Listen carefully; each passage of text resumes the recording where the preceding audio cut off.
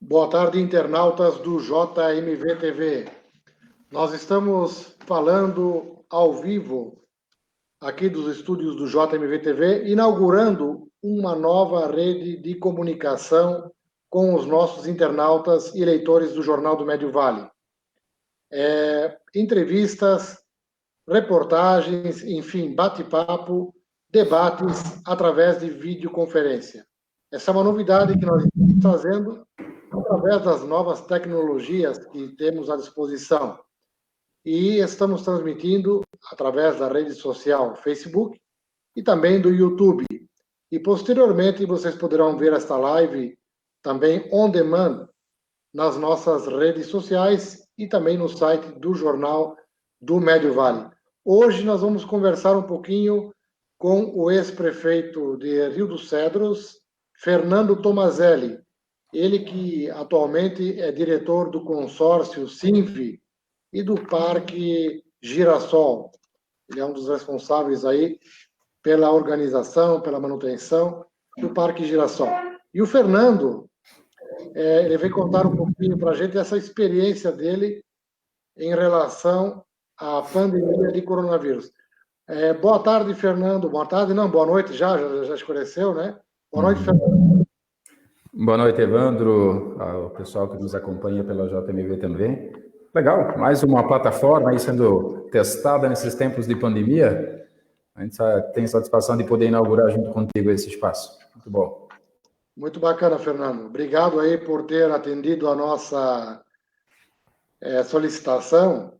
E a gente realmente está sempre tentando ficar atualizado, né? Porque quem não se atualiza acaba ficando para trás, é atropelado pelo tempo. É verdade. Fernando, a gente sabe que você até foi não digo premiado, né? Não dá para falar isso porque todos nós estamos enfrentando aí essa questão da pandemia com muita expectativa para que logo se supere essa fase do nosso país e o mundo inteiro, mas você acabou sendo o primeiro caso confirmado de Covid-19 lá em Rio dos Cedros. Eu queria trocar umas ideias contigo, até para você poder contar para a nossa comunidade como foi essa tua experiência, como é que você se contaminou, os sintomas, enfim, a gente vai trocando umas ideias aí a respeito disso. Eu queria que você falasse como é que foi essa situação sua aí de contaminação. Certo. O fato um pouco inusitado, acabei sendo o primeiro caso, agora hoje já são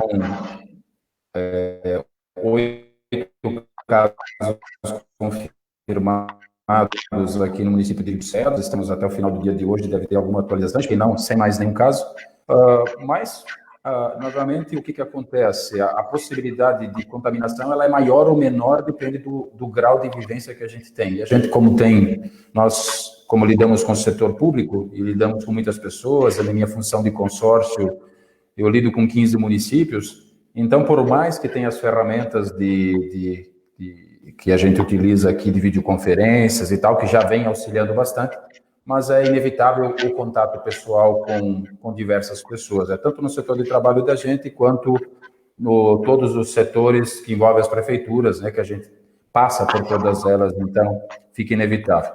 Eu não saberia dizer ao certo onde aconteceu a contaminação. Pelas datas, mais ou menos, sim, mas fica difícil, porque nós lidamos com algo invisível, né? E ele pode estar numa mesa de um restaurante que a gente almoçou.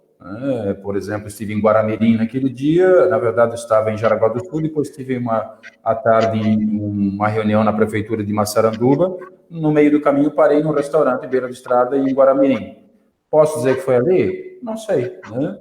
Mas quem garante que a limpeza adequada foi feita na mesa antes de eu sentar lá, ou a hora que você vai em alguns outros ambientes? Então fica difícil precisar onde, né? A gente acabou recolhendo este vírus, mas o fato é que como todos, uma boa parte das que acabam sendo contaminados, você começa a ter noção quando você tem algum sintoma, né? Nós temos os 100% assintomáticos, no meu caso não é 100%, porque eu tive alguns sintomas leves, mas a partir daquele momento já começa a luz amarela a acender, e toda a orientação é essa, né? A partir do instante que você tem um sintoma, você já começa a praticar um isolamento próprio, e aí procura a unidade básica de saúde para fazer os encaminhamentos, e foi exatamente o que eu fiz, Evandro. Então, assim que mais ou menos começou, era efetivamente dia 17, se não me falha a memória, aí de junho agora, né, que teve a confirmação do exame depois que foi feito. O primeiro sintoma aconteceu numa sexta-feira à noite, né, basicamente, se eu te colocar, e aqui de uma experiência pessoal, é importante lembrar que ele se manifesta um pouco diferente para cada pessoa, né, num grupo menor acaba avançando para problemas mais graves, especialmente quem tem algum sintoma, algum outro problema, né, ou diabetes, aquelas questões de grupo de risco todas, hipertensão, cardíaco. Graças a Deus, enfim, eu não tenho nenhum desses sintomas, ou nenhum tipo desse histórico de saúde que pudesse prejudicar. Talvez isso ajudou a favorecer um pouquinho para que os efeitos sejam mínimos. Mas chegando em casa numa sexta-feira à noite, na anterior ali do dia 17, um pouquinho de febre à noite, não chegou nem a dar 38. No sábado se repetiu de novo no começo da noite, tipo esse horário agora, assim. Aí realmente acendeu a luz, né? Então, no domingo se manifestou mais uma vez, aí já com dor de cabeça. Na segunda de manhã procurei a unidade de saúde. Imediatamente o médico atendeu e orientou a fazer o exame, foi coletado o exame naquele dia e já iniciou um pré-tratamento, já iniciou meu isolamento. Eu já estava meio que pré-isolado na sexta, no sábado, domingo também. E aí o exame saiu na quarta-feira e, de fato, confirmando o que era. Então, a gente só continuou o tratamento de acordo com como tinha sido orientado. Fernando, você, evidentemente, é uma pessoa que é muito instruída, tem bastante informação também, sempre está atualizado, mas como é que dá para diferenciar se é uma gripe, se é só uma enxaqueca, alguma coisa nesse sentido? Como é que você suspeitou que pudesse ser o coronavírus? Basicamente assim, aí você começa a unir as coisas. Uma fadiga muscular bastante grande, um cansaço bastante grande. Para ser exato, daí você começa a pensar para trás, naquela semana, quinta, sexta, que antecedia a sexta, à noite, quando eu tive o primeiro sintoma de febre, um cansaço muito ruim, daquele que você está fadigado mesmo, bem esgotado. E a partir do momento do sintoma de febre, acendeu a luz quando deu o segundo dia de febre, então praticamente ficou bem claro esse tipo de sintoma. Mas coriza nada, né? Honestamente pouco nada, tosse nada, no meu caso, mas é muito comum ter tosse, que se fala da tosse seca, aquela coisa toda, mas não foi o que aconteceu comigo. A minha parte do sistema respiratório não afetou absolutamente nada, que é o maior risco, né, para quem tem alguma evolução no quadro respiratório. Essa sempre é a preocupação dos médicos, né, a primeira das preocupações dos médicos. Claro que tudo que eu estou falando aqui, eu estou falando, não que a gente tenha conhecimento e seja da área da saúde, é importante que se diga isso, né? E também não é regra, é como se manifestou em mim, mas porque eu também conversei bastante com o médico, que me acompanhou tanto na consulta, depois no final do processo também, então a gente conversou bastante. E basicamente isso ali que sentiu, mas não dá para diferenciar muito não, é que o que vai acontecer agora, e eu estive conversando com o pessoal da saúde essa semana, é que nós vivemos com essa mudança de clima, com o esfriamento, muitas pessoas agora estão puxando o nariz, estão com sintomas de um resfriado, mas normalmente quando é muita coriza e está espirrando, esse espirro é mais característica de resfriado, não é propriamente nem de gripe e nem de Covid.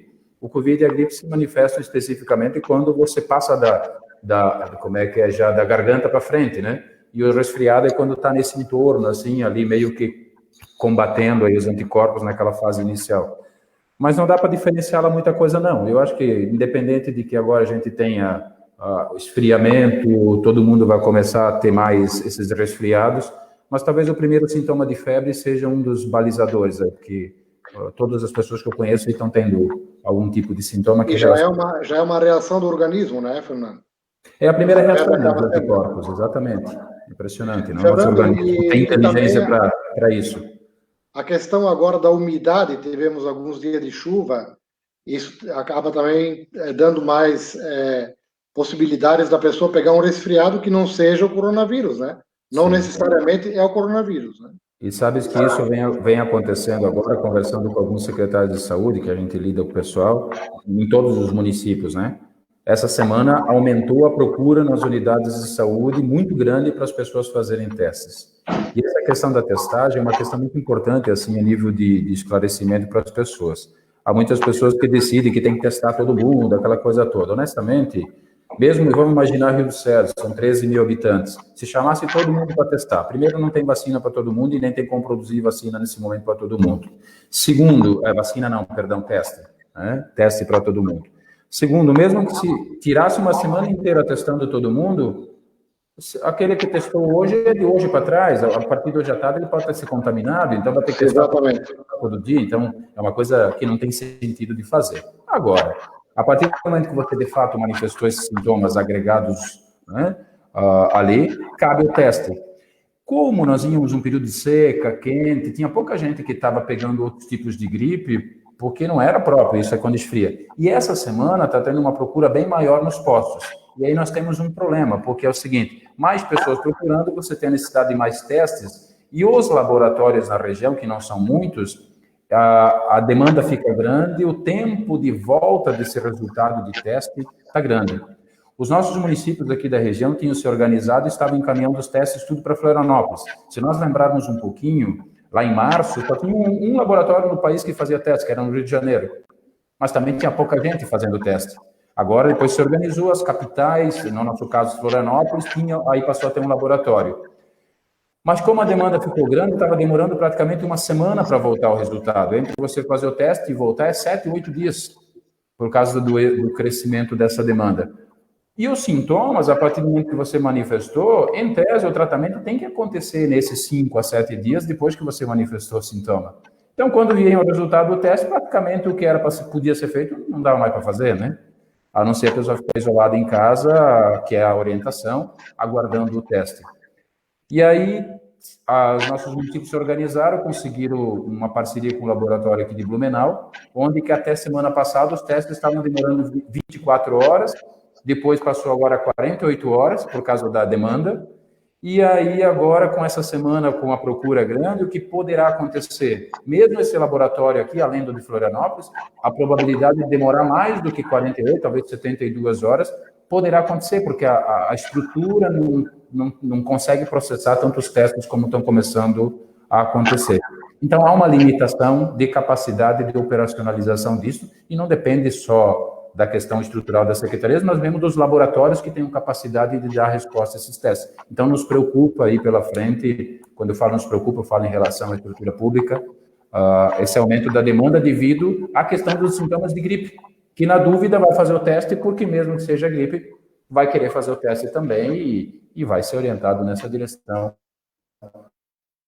para tirar essa dúvida, mas poderá demorar o retorno desse teste, tá certo? Lembrando que o teste também é para confirmar, né? O que a gente tem, independente dos sintomas, é o isolamento, o início do tratamento básico aí que é referenciado aí pelos médicos, né?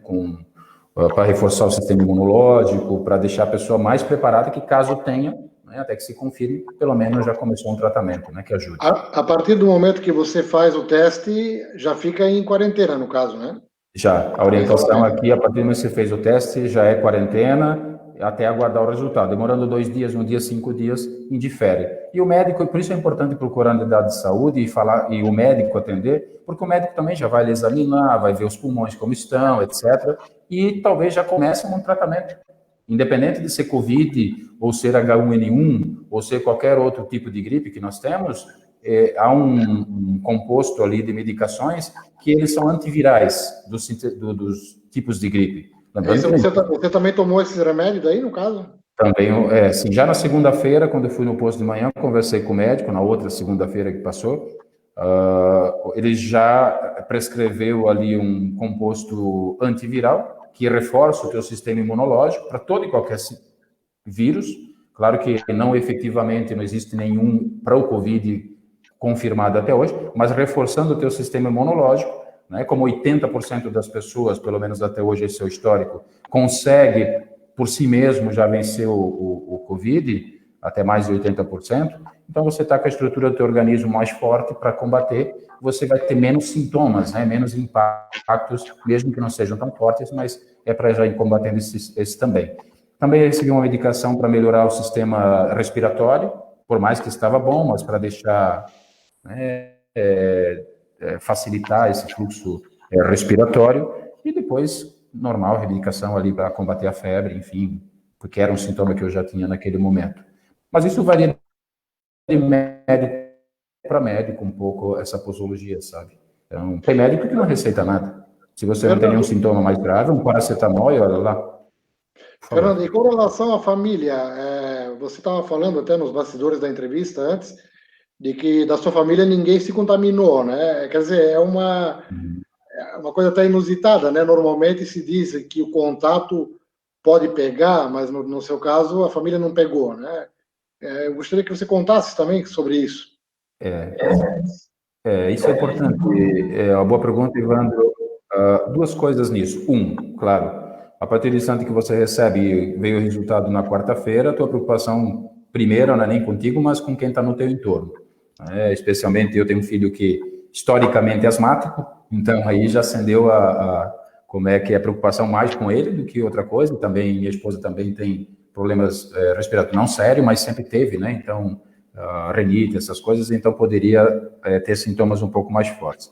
Então imediatamente foi encaminhado o exame e depois o resultado veio e foi negativo. E aí eu fiz a pergunta para o médico depois no final do processo, quando eu tive de novo, e quando eu recebi a alta clínica, eu disse o porquê, né? A esposa, né? Nos primeiros dias a gente não estava cuidando tanto assim, tipo naquela terça, quarta, quinta, sexta-feira que antecedia. Quando eu tive sexta-feira à noite o primeiro sintoma de febre, eu passei a me isolar mesmo em casa, né? Mas aqueles dias que antecediam isso, então o doutor me explicou algumas coisas. Ele disse, olha, entre você ser contaminado e ter os primeiros sintomas, normalmente vão de 3 a 5 dias. A partir do momento que você tem os sintomas, aí você começa mais facilmente a contaminar as pessoas. Por quê? Porque você vai expelir a saliva, você vai espirrar, você vai ter alguma coisa assim. Então, o teu grau de poder contaminar alguém é do momento que tem o primeiro sintoma até 8 dias, que é o tempo médio, assim, que tem sintomas em você e que precisa ser tratado. E depois vem a fase remissiva, até completar o ciclo aí de 14 a 15 dias, que é o ciclo de todo o processo viral, né? A não ser que tenha agravamentos.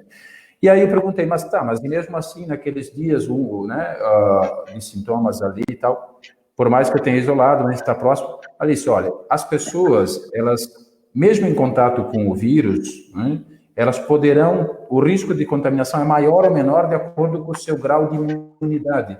Se a pessoa está com a imunidade meia baixa, basicamente ela recolhe o vírus por aí e ele acessa no corpo mais fácil. Se a imunidade da pessoa, a saúde está bem, uma pessoa que se alimenta direito, está num momento de imunidade alta, por mais que ela tenha algum contato de proximidade, pode ser que não contamine.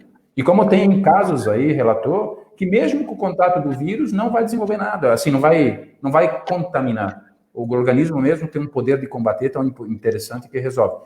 E, graças a Deus, nesse sentido, minha esposa é uma pessoa bem saudável, ativa, enfim, deu uma alimentação boa, e isso ajudou nesse sentido. Mas poderia ser diferente, como o meu colega no consórcio, que também aparece, depois nós fizemos a testagem de todo o pessoal do consórcio do trabalho, né, tal, e apareceu um dos meus gestores da parte de resíduos também acabou manifestando o sinal. E no caso dele, obviamente, o passo seguinte foi fazer com a família dele, né, aí pelo município, daí da Secretaria de Saúde do município que ele de origem do funcionário, e no caso dele, a esposa e os filhos contaminaram.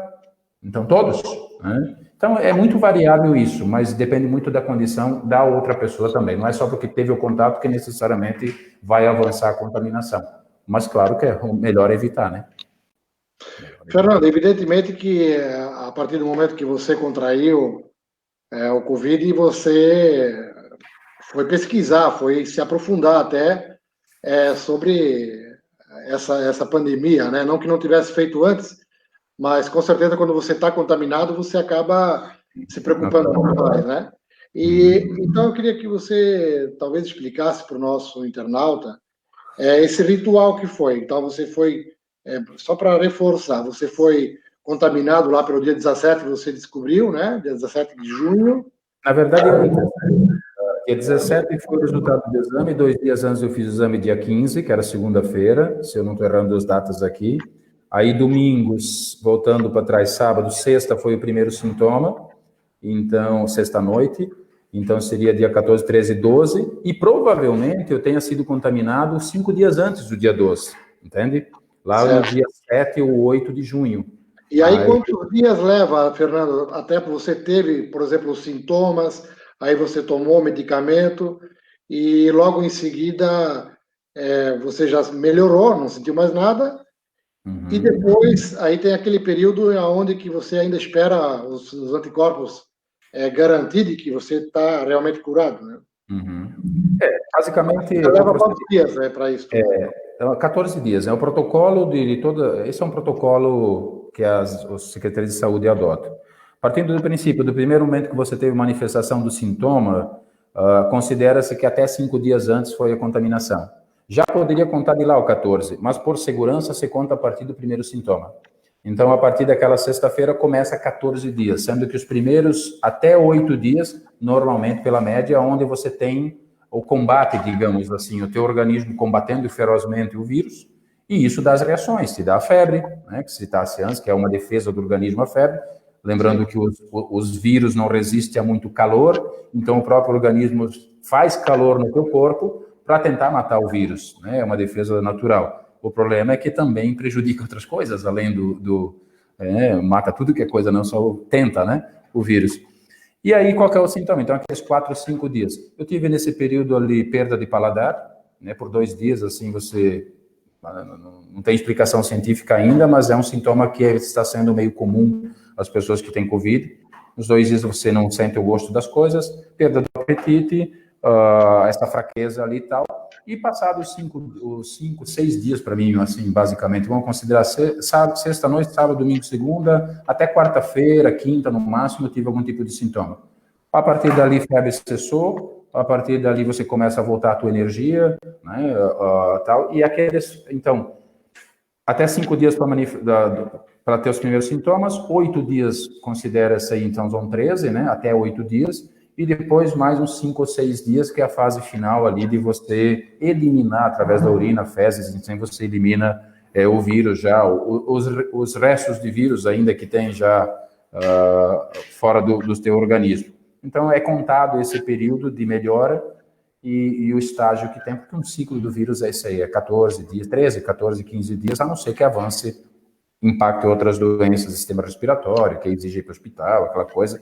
Aí você vai ter que combater esses sintomas aí pela frente também. E aí, a partir daí, você vai fazer um teste no final para ver a tua, como é que é o que se chama de, faz um teste rápido, onde que ele vai identificar os anticorpos, porque é como se fosse uma cicatriz do vírus, né, que fica no teu organismo. E isso é tão interessante porque eu há mais ou menos 15 anos atrás, 20 anos atrás, eu já tive hepatite C, que é viral. E se eu fizer um teste hoje ainda, um teste para hepatite C, vai aparecer no meu histórico, o que se chama de cicatriz, né?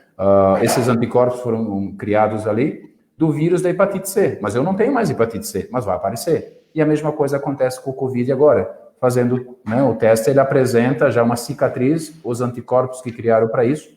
Isso também desenvolveu uma imunidade, né, que é o que me impede de estar pegando novamente isso, pelo menos não tem um histórico até o momento, né? Há quem defenda que essa imunidade seja temporária, outros que defendam que ela é permanente, mas como é um vírus novo, que tem um histórico recente, então ainda está se construindo histórico, né? E há quem defenda que não há garantia nenhuma, mas isso é uma minoria. Então, em tese, há uma imunidade mesmo que por um tempo, né? Alguns vírus que não tem, por exemplo, H1N1, você vai ter que tomar vacina, por exemplo, todo ano, né? Então, para estar reagindo. A não ser que você tenha tido H1N1, aí você vai ter a cicatriz e tal. Então, uma coisa é a vacina, outra coisa é o anticorpo de quem já passou pelo vírus, né? Como é o meu caso, assim, e tantos outros. Fernando, e o psicológico? Quando você pega um Covid e tal, como é que você reagiu interiormente? Claro, a pessoa fica preocupada, né? Ela vê aí tantas mortes, enfim. Como é que foi o teu psicológico? Eu acho que essa é uma questão muito importante, sabe, de estar com a cabeça boa. Primeiro porque você, infelizmente, ali, se ligar à televisão, tu não sabe o que acreditar, porque, infelizmente, parece que é uma politização do processo, tem quem quer fazer mais do que é e tem quem faz menos do que é, eu acho que tem que parar com esse negócio. O fato é, a partir do instante que você tem a confirmação, isso foi na quarta-feira de manhã, a primeira coisa, você está ciente de que você está no jogo, né?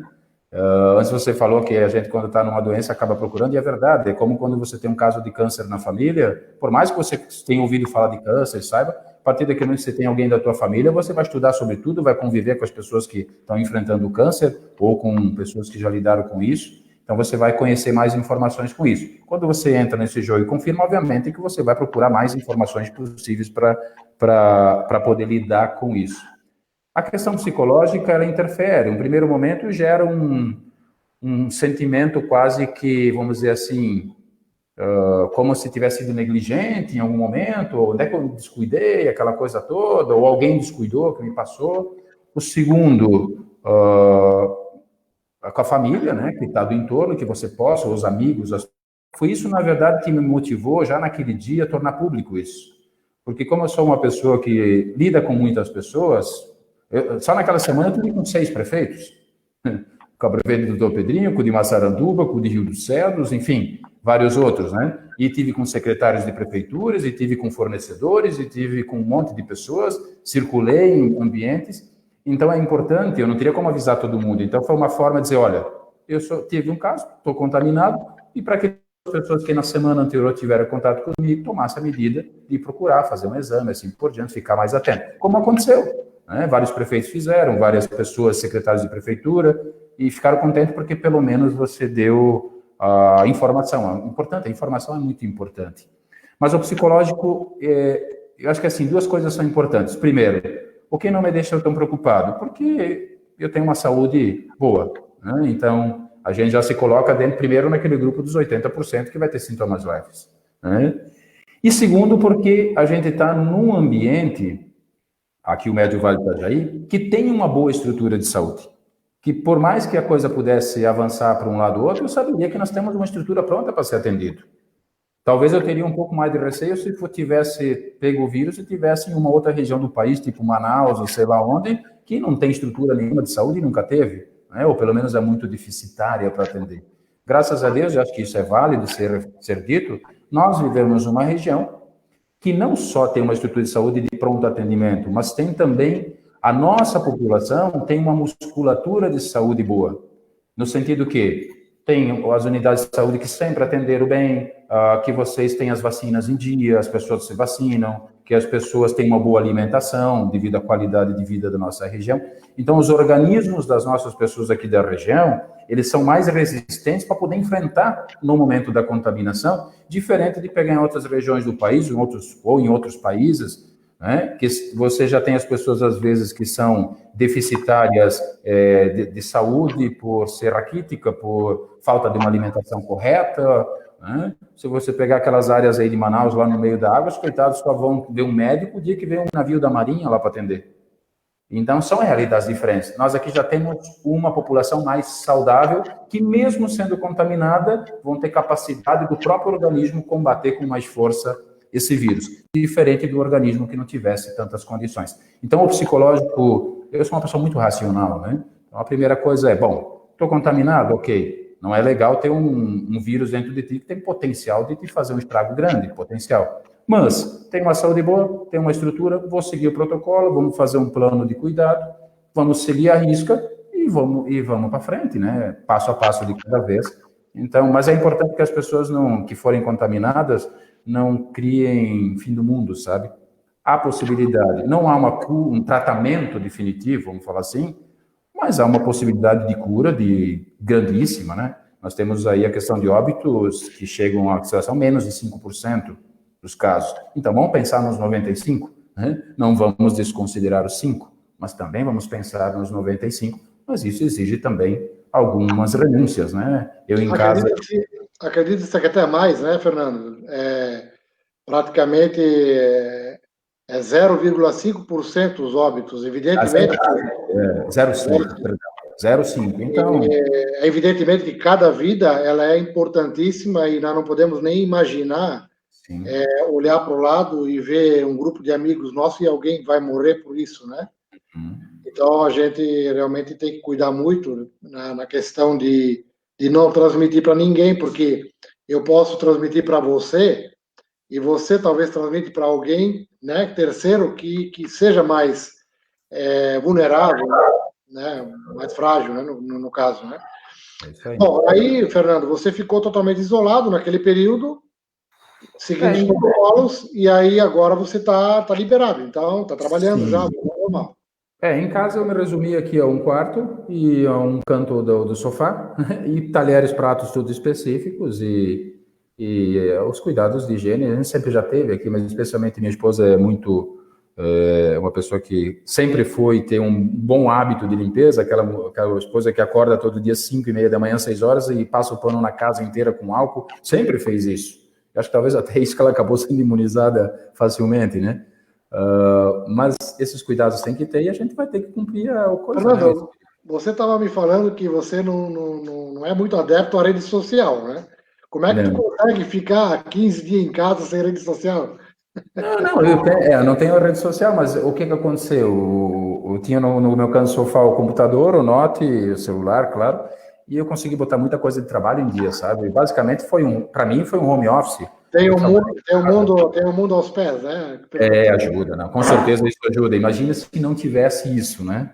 Imagina se não tivesse. Eu não tenho Facebook, eu não tenho. Aí tem que assistir novela, né, Fernando? Instagram, não dá, né? Netflix ajuda um pouco, tá?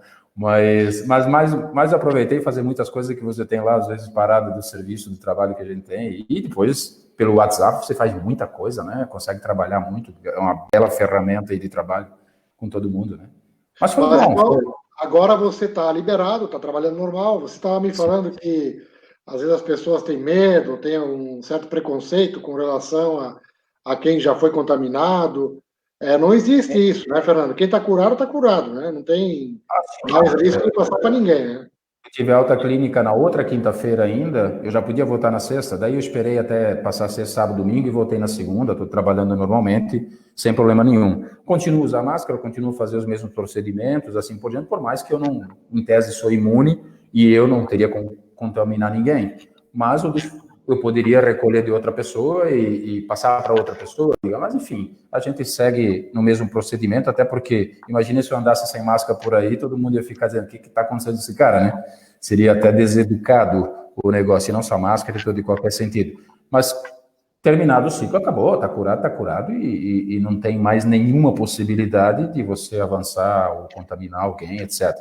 Agora, obviamente que algumas pessoas no primeiro dia ficam um pouco assim, né? Sabe? Será mesmo esse negócio? Será que se está curado mesmo? Olha que de repente ainda está contaminando. Então, por isso eu segurei mais alguns dias, até para ser, digamos, excesso de zelo, assim, para ter toda a garantia. Mas é importante que as pessoas não criem um preconceito com quem está, né? Porque às vezes o que acontece, eu tenho alguns relatos, né? Como você disse, a gente acaba tendo contato com pessoas que passaram.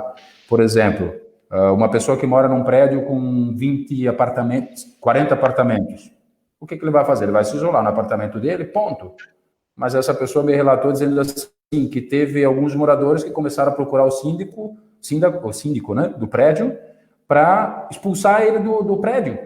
Tipo assim, dizer, não, tu não vai ficar nem no teu apartamento, não queremos você no prédio. Entenda? Então são coisas absurdas, sem sentidos, que não tem nenhum tipo de contaminação, mas às vezes as pessoas entram em neurose, começam a criar, claro, ele não vai sair circular nas áreas do prédio, vai ficar só no apartamento dele, mas imaginando que pudesse vir pelo duto de ar, sei lá. Então às vezes você lida com algumas pessoas que são neuróticas aí, começam a imaginar coisas que não são possíveis de ser acontecidas. E também não olhar para as pessoas que foram contaminadas ou estão contaminadas como se fossem criminosos ou desleixados assim por diante, porque não é você. Às vezes as outras pessoas foram um tanto negligentes e você foi a vítima do processo, né? E também, por mais que faça, a gente sabe que infelizmente é uma realidade que é invisível, não tem como mensurar, a qualquer instante você pode, por mais cuidados que tenha, ter esse tipo de situação. É uma realidade crescente, né? A gente está aí vendo os casos acontecendo, é uma realidade que a gente vai enfrentar por um bom tempo, né? Isso não sei o que estou dizendo, é o que a gente acompanha nas mídias, até que se tenha uma vacina em definitivo, e mesmo uma vacina até produzir, chegar as pessoas, entrar no grupo de risco, é coisa para o ano que vem, né? Se ainda... Tem até estatística aí que fala de que de cada caso confirmado tem pelo menos mais 7 ou 8 já existentes, né? É E provável. aí, com o passar do tempo, vai passando para muito mais gente. Então, quer dizer, acredita-se que até 70% da população mundial vai acabar pegando a Covid em algum momento. Sim.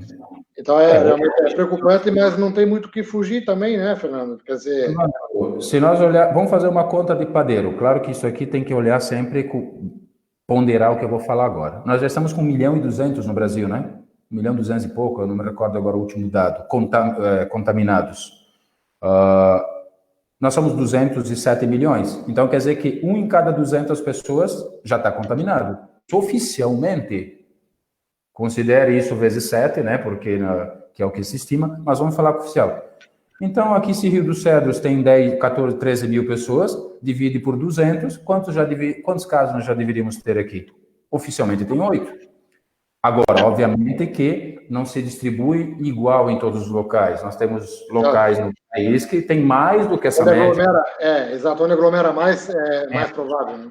E você, normalmente, onde tem as populações mais concentradas, é mais fácil o contágio pelo contato, pela vivência, assim por diante.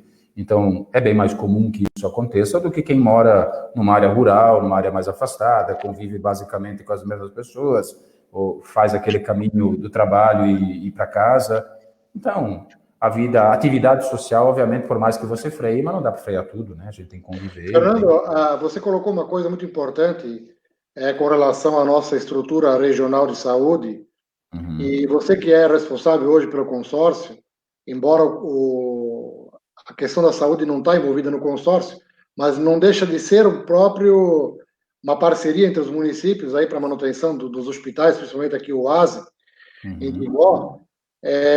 Isso, como você falou, é uma questão muito importante você saber que pode ser atendido, né? Perfeito. No momento de uma necessidade, por exemplo, de um respirador. E eu estava vendo na imprensa internacional também, não só aqui do Brasil, mas, por exemplo, na Itália, chegou a faltar respiradores, eles tiveram que optar por quem iria atender. Aí olharam critérios de idade, de no Brasil, de salvar, né? Talvez em Manaus também acho que aconteceu isso, né? E nós ainda, graças a Deus, aqui temos pelo menos 30 UTIs em Timbó e parece que só tem 1/3 aí que está sendo usado, né? No momento, pelo menos. Eu atribuo isso, sim, àquela musculatura de saúde da nossa população, que mesmo que se contaminar não vai evoluir, menos pessoas vão evoluir para um quadro mais sério, né, por causa desse histórico de saúde que nós temos aqui das pessoas, né, claro que a condição financeira da nossa região, nós não temos pessoas passando fome, miseráveis, aquela história toda, né, as pessoas então têm uma resistência melhor, por mais que se contaminem, não vão evoluir para um quadro desse. E nós temos essa cultura associativa aqui nos nossos municípios, né? Acho que isso é uma coisa muito presente, os nossos municípios interagem muito bem, talvez pela proximidade, mas tem essa cultura de se ajudar. Então, se nós olharmos, temos um hospital aqui em Rio dos Cedros, temos um hospital em Pomerode, temos um hospital em Benedito Novo, temos o de Timbó, temos o de Indaial, num raio de 20 quilômetros, nem. Aí fora toda a estrutura de Blumenau, com estrutura... A nossa região de saúde, temos hospitais em Blumenau que fazem desde transplante, a cardíaco, a todos os tratamentos. Qual é a região do país que tem isso? Num raio de 30 quilômetros, talvez, né? Dá 50 de distância, mas num raio de 30 quilômetros. E aí o que se fez? Se reordenou um pouquinho, se trouxe a maternidade aqui para Rio dos Cedros, se abriu espaço ali, não precisou fazer nada miraboloso, inventar hospitais de campanha como se fosse uma guerra, assim por diante. Agora, país afora, onde que a saúde já era sucateada, onde já não tinha estrutura nenhuma para nada, quando vem um vírus desse, só bota mais em causa ainda o sistema que já era caótico. E a nossa região consegue absorver melhor alguma situação que venha a mais, porque ela já tem uma musculatura de estrutura de saúde também. E aí a própria comunidade nossa é parceira, ajuda, olha quantas organizações, né, se mobilizaram para recursos, para poder comprar respiradores, para não ficar só dependendo de governo. Né? A gente consegue, a nossa comunidade de entorno, assim, ser proativa para buscar soluções para o coletivo. Isso é uma das coisas que nos dá segurança de poder enfrentar essa pandemia com mais condições. Primeiro, Se pegar o vírus, nossa população é mais saudável, vai passar com menos estragos, digamos assim, com menos necessidade de ser colocado um tratamento hospitalar. E se necessitar de uma estrutura hospitalar, a gente consegue dar uma resposta para não chegar numa situação daquela ter que escolher daqui a pouco quem vai para a fila, né? Então, que bom que a gente pega, se tiver que pegar, que seja aqui, né? Que não seja em outras regiões talvez menos favorecidas. Claro, claro. Isso. Bom, Fernando, a gente poderia ficar falando até algumas horas sobre o assunto, porque é um assunto que está vogando muito agora no momento, todo mundo preocupado. Qual é a tua expectativa, Fernando? Você que trabalha com o setor público, você tem contato com os prefeitos, com os secretários, com governos. Você acredita que nós vamos superar em breve essa pandemia? Qual é a expectativa que você tem pessoalmente em relação a essa questão?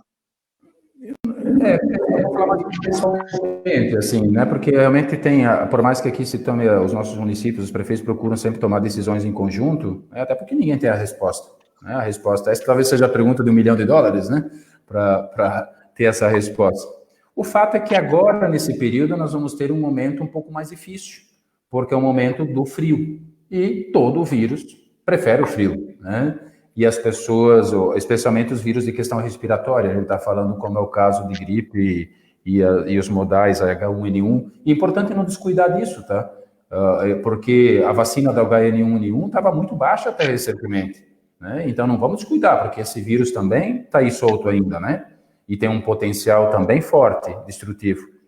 Eu acho que, assim, o que a gente vai ter que ter um esforço muito grande é vencer esse período de frio agora, sabe? Essas semanas, para não colapsar a estrutura de saúde e começar a atrasar exames por causa da grande procura. Então, quanto mais as pessoas tomarem os cuidados que são naturais de evitar sereno à noite, evitar chuvas, evitar coisas assim, ou tomar as medidas de proteção pessoal para não ter qualquer tipo de vírus, né, dessa parte gripal assim, melhor. Mas infelizmente, a perspectiva é haverá um número crescente de contaminações. Eu estava em Pomerode hoje, já passa de 100, né? Então, realmente, um número bem elevado. Os nossos municípios aqui devem crescer bastante também esse número, mas entender que nós havíamos, lá no começo se falava disso, havia uma necessidade de isolamento para ir protelando, para dar o tempo de organizar o sistema de saúde, né? E a gente deve ter uma crescente de números aí pela frente, especialmente esse mês agora, talvez os próximos 40 dias, e eu acredito que depois a gente vai ter uma estabilização aí. Talvez aqui está chegando mais tardiamente, né? Coisas que em outros... Fernando, você acredita que a quarentena que foi feita lá no mês de março ainda, março e abril, ela foi apropriada naquele momento? Não seria melhor agora? Quer dizer, não foi muito cedo? Qual é a sua opinião com relação a isso? É difícil você dizer isso, mas por outro lado, você fazer uma quarentena onde praticamente o vírus nem estava por aí, você está isolando nada de nada, né? Talvez ela hoje seria um pouquinho mais eficiente ou dosada, digamos, em alguns momentos, talvez uma semana sim, para dar uma freadinha, outra não, né? Para poder dar uma regulada nesse negócio. É algo que está em pauta, tá? Até porque eu estou vendo, por exemplo, São Paulo está liberando agora praticamente todas as atividades, não que não aglomere muita gente, mas bares, restaurantes, enfim, os parques, tem um número reduzido de pessoas que podem entrar, mas é no auge do frio, né? Onde justamente que você falou, que o vírus ele acaba ficando ali no ambiente fechado, circulando muito mais do que lá em março, quando era mais quente, mais ameno, né? Era uma coisa estranha, né? Eu acho que o nosso lockdown que foi feito, eu acho que o estado de Santa Catarina foi um dos primeiros que parou, né? Lá atrás, talvez o que ajudou foi um efeito pedagógico, no sentido assim, nós vivemos uma coisa tão ruim de fazer aquilo lá, que talvez todo mundo fazia um esforço muito grande para não ter que voltar àquele momento, sabe? Então, talvez fez um efeito pedagógico das pessoas tomar mais cuidado, ou algumas práticas, mesmo as empresas, assim por diante, para poder diminuir. Que se não tivesse, talvez, feito aquela pegada forte, teria sido levado, teria acelerado um pouco mais. Mas se estuda a possibilidade. O prefeito de Blumenau, hoje, admitiu a possibilidade de um lockdown em Blumenau, por exemplo, né? Se isso vai ser feito com todos os outros municípios, é uma decisão a ser vista. Se há essa necessidade, então é uma discussão plena e entre os prefeitos também. Claro que Blumenau é um município de 300 e poucos mil habitantes, então só ele sozinho dá todos os nossos outros municípios juntos. Então, acho que tem que ser ponderado o que é Blumenau e o que é os demais municípios, o que é uma Doutor Pedrinho, o que é propriamente Rio dos Cedros. Algumas coisas são próprias de cada município, mas também não dá para esquecer que nós somos uma região, né? Que se nós vamos a Blumenau, né? Por mais que Blumenau faça algum tipo de lockdown, a gente acaba circulando entre nós mesmos, né? O ideal era uma ação conjunta, né, da região. Melhor Né? sempre é uma dose conjunta aí, fica mais fácil de entender, e até porque nós aqui temos pessoas que moram no município, trabalham em outro, né, outros que moram lá e trabalham aqui, então, às vezes, medidas comuns são melhores do que ficar pela metade num, pela metade no outro. Mas, enfim, realmente... Agora, você foi infectado, já está curado, né? Você viu aí que o governador de Santa Catarina, Carlos Moisés, também foi contaminado. O presidente da República, Jair Bolsonaro, também foi contaminado. Quer dizer, é uma situação que pode atingir qualquer pessoa, né, Fernando? Pode. Ela não escolhe partido A, se é rico, se é pobre, se é homem ou mulher, idoso, jovem. Qualquer pessoa está sujeita a contrair o vírus. Né? Está sujeita a contrair, tem uns graus de risco mais, que são pessoas que estão com imunidade baixa, têm mais facilidade, e pessoas que têm uma atividade social mais intensa correm mais risco. Por exemplo, o pessoal que trabalha na saúde é um alto risco, né? Porque estão lidando diretamente com o problema.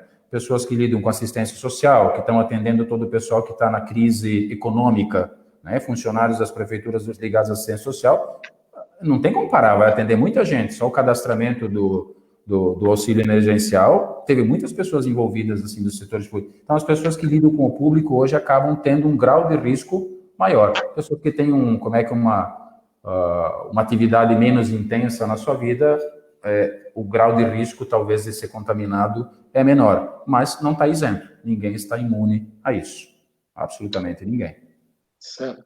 Fernando, para concluir, a gente gostaria de que você desse uma palavra aí de conforto para o pessoal, uma orientação, enfim, uma mensagem aí para os nossos internautas. Eu até gostaria de entrar em outros assuntos com você, mas eu acredito que a gente pode fazer uma live daqui a pouco, logo mais, falando um pouquinho da política, de Rio dos Cedros, também do consórcio, para você falar como funciona esse consórcio, porque ele é amplamente conhecido, mas ainda tem muita gente que não sabe, né, a importância desse consórcio e a atividade magnífica que ele está fazendo lá na questão ambiental, na questão do meio ambiente também, do lixo, enfim, e também na educação, principalmente, né? Eu acho que dá para fazer um trabalho, uma live especial sobre isso também. Mas para concluir na questão da Covid, eu queria que você desse uma mensagem, então, uma palavra final para os nossos internautas. Eu vou só fazer um adendo aqui, aproveitando, porque, assim, já que falamos de consórcio, poderíamos falar de 50 coisas aqui. Mas amanhã é uma data especial para o consórcio, claro, a gente vai fazer tudo isso em live e tal. Amanhã faz 3 anos do serviço de licenciamento ambiental que foi implantado via consórcio. Tá? Então, é um modelo de serviço de licenciamento que hoje os municípios nossos fazem aos seus empreendedores, empresas, loteamentos, etc., com mais agilidade, com celeridade, etc., e que era algo que a Fátima fazia, a antiga Fátima, o IMA, né? E assim, e nós fomos o primeiro consórcio do Brasil a desenvolver essa modelagem, e ela já está, nesses 3 anos, veio sendo replicada em vários estados do país e vários outros locais de Santa Catarina também, o que nos orgulha bastante aí, porque é um trabalho que vem dando resultados sérios, assim por diante, e que visa aí o desenvolvimento econômico sustentável das nossas cidades, crescimento, apoio ao empreendedor, enfim, só para citar que amanhã faz 3 anos, e amanhã vai ser lançado um novo site do Ambiental, amanhã vai ser lançado uma nova logomarca, enfim, estou também antecipando aí para que o pessoal acompanhe pela imprensa, inclusive pelo Jornal do Médio Vale também. Uma mensagem talvez assim, eu acho que talvez o primeiro cenário é a gente filtrar um pouquinho uma coisa é a coisa em si, outra coisa é a versão que se conta dela, né? Infelizmente, nós temos um excesso de politização, desde um remédio, que nunca se viu na história desse país se politizar um remédio, né? Uma cloroquina ou sei lá o quê, como se isso...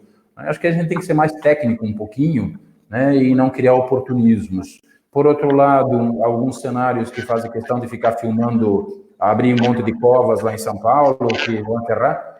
Honestamente, os cemitérios de São Paulo sempre se abriam 50, 60 covas por dia.